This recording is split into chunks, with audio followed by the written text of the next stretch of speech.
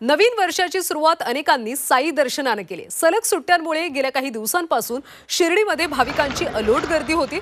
लांबच लांब दर्शन रांगा असल्या तरी त्यात उभ्यानं साई नामाचा जयघोष केला जातो। साई चरणी नतमस्तक होत भाविक कृतकृत्य होतात।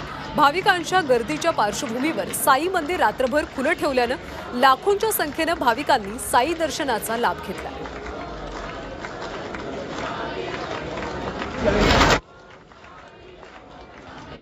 दरम्यान सिद्धिविनायकाच्या दर्शनाने सुद्धा नव्या वर्षाची सुरुवात करण्यात आली। त्यामुळे रात्रीपासूनच भाविकांनी रांगा लावल्या। जवळपास 2 लाखांपेक्षा जास्त भक्त दर्शनासाठी दाखल होतील असा दावा मंदिर प्रशासनाकडून करण्यात आला होता। दर्शनाची रांग सिद्धिविनायक मंदिरापासून पोर्तुगीज चर्च पर्यंत पोहोचली। रात्री 10:30 पर्यंत भाविकांना गणरायाचं दर्शन घेता येणार आहे। मात्र रांगेतल्या शेवटच्या भक्ताला दर्शन मिळेपर्यंत मंदिर खुलं राहील असा निर्णय मंदिर प्रशासनाने घेतला।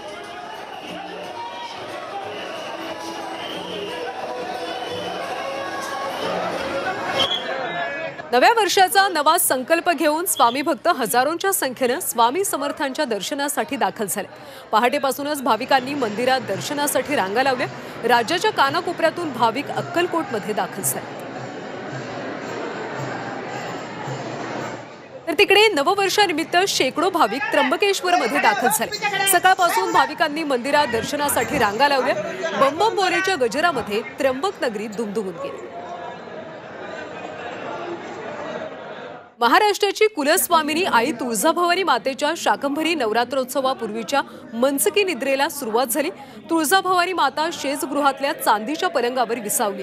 पुढचे 8 दिवस देवीची मनसकी निद्रा असणार आहे। तर 7 जानेवारी रोजी पहाटे तुळजाभवानी मातेची सिंहासनावर प्रतिष्ठापना केली जाईल आणि त्यानंतर दुपारी घटस्थापनेनं शाकंभरी नवरात्र महोत्सवाला प्रारंभ होणार आहे। पुढची बातमी पंढरपूरमधून आहे। पंढरपुरात सुद्धा नव्या वर्षाचं जल्लोषात स्वागत करण्यात आलं। नव्या वर्षाच्या स्वागताला विठ्ठल रुक्मिणी मंदिरात संत्र्याची मोहक आरास करण्यात आली। 5000 संत्री आणि 300 किलो फुलांचा यासाठी वापर करण्यात आला।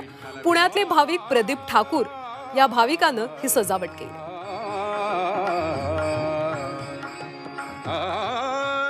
माझे माहेर पंढरी, माझे माहेर पंढरी, आहे भीवरे जातीरी, आहे भीवरे जातीरी।